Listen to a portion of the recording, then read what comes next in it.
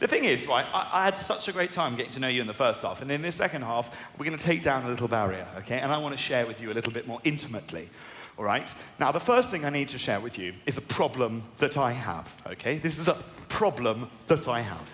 The other day, all right, I'm 25 years of age. The other day, right, I had to turn down sexual intercourse because I had heartburn. That should not be happening to me. I was there at home, I was all ready to get jiggy, I was in my slanket. It's a blanket with sleeves, sir. My girlfriend's in lingerie, she's like, oh, Jack, tell me what you want. I'll give you anything. I was like, Rennie! And it's a problem I've suffered from for a long time, this heartburn situation. I started getting it at an early age. I got this terrible pain in my chest, and I went to the doctor and told him I had stomach cancer because I'd been online. And it turns out, all right, I have something that they call, in the medical profession, get ready for it, right? A spastic esophageal sphincter. Ladies.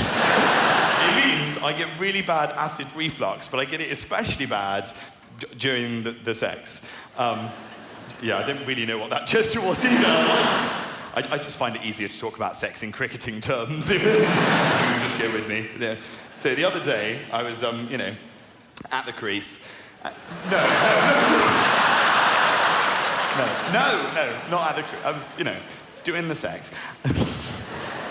And about halfway through, 26 seconds, I got the worst pain I've ever got, and it was the most cripplingly bad heartburn I've ever received. Now, what I should have done at this point, okay, to extend the cricketing metaphor, I should have suspended play, pulled over the covers, and resumed at a later date, all right?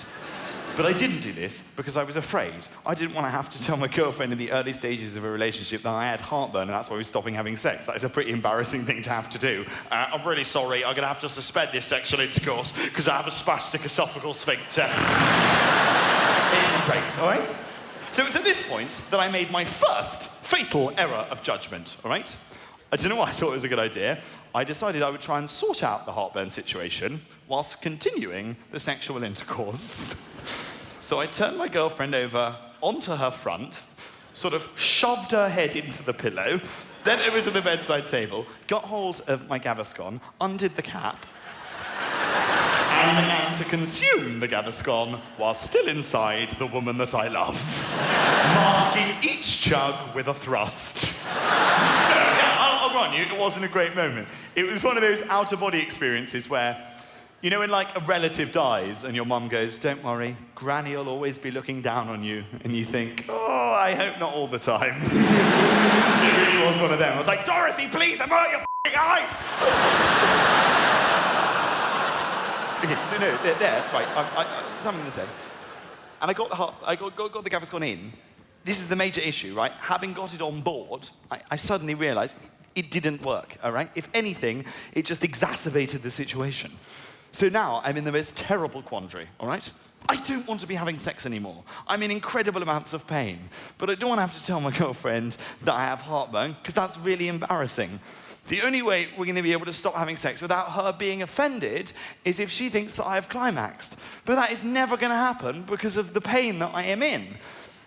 It was at this point, right, that I made my second fatal error of judgment that evening. I don't know why I thought this was the right thing to do, but I did. I panicked, and I whipped out and splashed some Gaviscon on her back. Way too much of it as well. I tell you about Gaviscon, in the pot it's white, in the cold light of day it's got a slightly blue tint to it as well. Oh my God, I've actually been gangbanged by the Smurfs. Bravo!